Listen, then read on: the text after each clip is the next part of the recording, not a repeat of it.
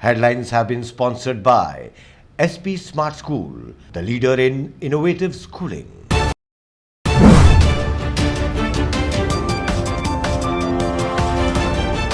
कश्मीर घाटी में हालातों को सुधारने के लिए सरकार हुर्रियत नेताओं से बातचीत कर सकती है। दरअसल एक निजी अखबार में छपी खबर के मुताबिक राज्यपाल सत्यपाल मलिक ने कहा कि हुर्रियत नेता उन्हें बाहरी राज्य से ना समझे। भले ही उनकी सोच उनसे भिन्न है, लेकिन घाटी में कभी भी गलत होने पर हुर्रियत नेता मुझसे सीधा संपर्क कर सकते हैं।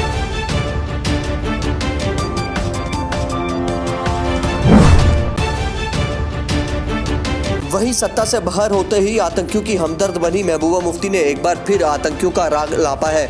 महबूबा ने कहा कि घाटी में शांति बहाली के लिए आतंकियों से भी बातचीत होनी चाहिए।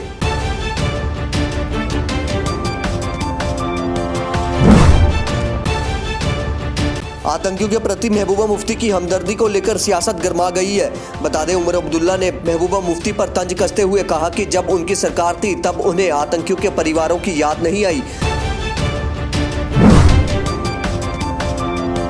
23 साल तक अरुणाचल प्रदेश के मुख्यमंत्री रहे वरिष्ठ राजनेता गेगांग अपांग ने बीजेपी छोड़ दी है। पार्टी से इस्तीफे के बाद अपांग ने कहा पार्टी अब सत्ता की तलाश करने का मंच है। बीजेपी अध्यक्ष अमित शाह और राज्य इकाई के अध्यक्ष तपीर गाव को लिखे पत्र में अपांग ने कहा, मुझे ये देखकर निराशा हुई कि वर्तमान बीजेपी अब स्वर्गीय श्री वाजपेयी जी के सिद्धांतों का पालन नहीं कर रही है, जिस वजह से उन्होंने पार्टी को छोड़ दिया है।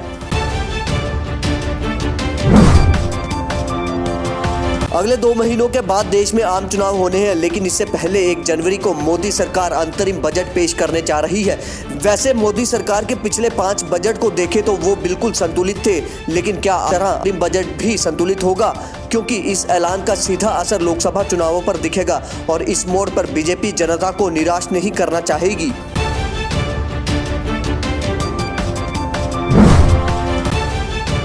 लोकसभा चुनावों से पहले अनुसूचित जाति को लुभाने के लिए बीजेपी महाराष्ट्र में 2 दिन का अधिवेशन करने जा रही है।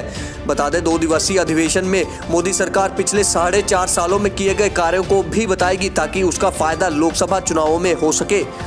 भारतीय जनता पार्टी अनुसूचित जाति मोर्चा जो है 2 दिन का एक राष्ट्रीय अधिवेशन महाराष्ट्र स्टेट में नागपुर सिटी पे कर रही है। ये अधिवेशन 19 और 20 जनवरी को किया जाएगा और इस अधिवेशन में 19 तारीख को जो है कार्यकारिणी रहेगी और 20 तारीख को एक महारैली, जिसमें लगभग 1.5 लाख की संख्या जो है वहां आने का उनका अनुमान है। बुधवार देर शाम से बांडीपुरा के हाजिन में सुरक्षा बलों ने तलाशी अभियान चलाया है। जानकारी के मुताबिक सुरक्षा बलों को इलाके में आतंकियों के छिपे होने की खबर मिली है, जिसके आधार पर सुरक्षा बलों ने इलाके को घेर आतंकियों की तलाश शुरू कर दी है। हालांकि अंतिम खबर मिलने तक सर्च ऑपरेशन जारी था।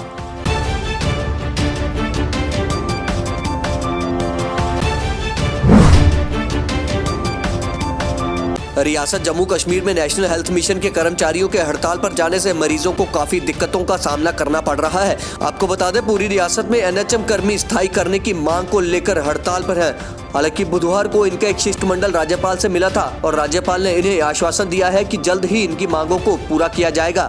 हद से आगे, हद से आगे, झुकना पड़ेगा, हद से आगे, झुकना पड़ेगा, हद से आगे,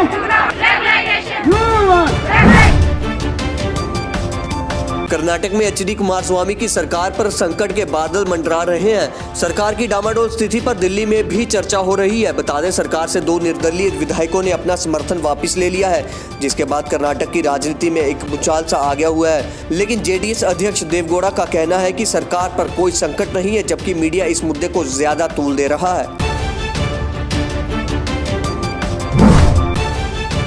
प्रधानमंत्री नरेंद्र मोदी के नेतृत्व में दिल्ली में एक केंद्रीय कैबिनेट की अहम बैठक हुई। आपको बता दें, इस बैठक में केंद्र सरकार ने सूक्ष्म, लघु और मध्यम उद्यम मंत्रालय की मदद के लिए कई बड़े फैसले भी लिए हैं। राम जन्मभूमि आंदोलन के प्रमुख नेताओं में से एक विश्व हिंदू परिषद के पूर्व अध्यक्ष एवं वर्तमान में वरिष्ठ सलाहकार विष्णु हरि डालमिया का लंबी बीमारी के बाद बुधवार को निधन हो गया। डालमिया 91 वर्ष के थे। बता दें, डालमिया देश के बड़े उद्योगपति भी थे।